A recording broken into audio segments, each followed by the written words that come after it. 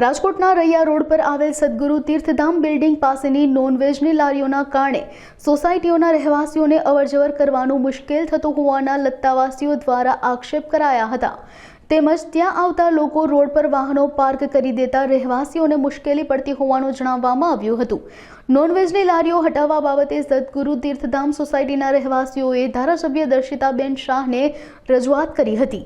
ધર્મેન્દ્ર અમૃતલાલ મીરાણી, પૂર્વ corporator ward number 2, આજે રંગઉપવન society, છોટુનગર society, સદગુરુ તીર્થધામ તથા અલકાપુરીના રહેવાસીઓ, ખાસ કરીને જે રૈયા રોડ ઉપર નોનવેજ અને ઈંડા અને છોટુનગરમાં રંગઉપવનમાં ત્યાં ઈંડા અને નોનવેજો ગેરકાયદેસર રીતે વેચાય છે, એ વેચાણ બંધ કરાવવા માટેની રજૂઆત કરવા ધારાસભ્યશ્રીને આવ્યા હતા।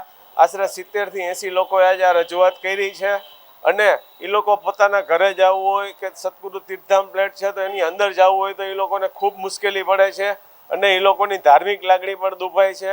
આ વસ્તુ કોણ વેચે છે, કોણ ખાય છે એ મહત્વની નથી, પણ નિયમ વિરુદ્ધ વેચાય છે તો એ નિયમ વિરુદ્ધ આ વેચાણો બંધ થાય અને લોકો સુખ શાંતિથી રહી શકે એના માટેની બધાની રજૂઆત હતી। અને આ વિસ્તારમાં જે કાંઈ નાનું મોટું દારૂનું વેચાણ થાય છે એની પણ લોકોએ રજૂઆત કરી છે અને ધારાસભ્યશ્રીએ બરોબર ખાતરી આપી છે કે આ બધું હું તાત્કાલિક બંધ કરાવવા માટેના પગલાં લઈશ। આને હિસાબે વાહનોના પાર્કિંગથી માંડી અને નાના મોટા રાત્રે મોડે લગીને ખુલ્લું રહેવાથી નાના મોટા હાલતા ઝઘડા થાય છે અને જે લોકો ત્યાં રહે છે એ લોકોને ત્યાંથી પસાર થવામાં પણ ખૂબ મુશ્કેલી થાય છે।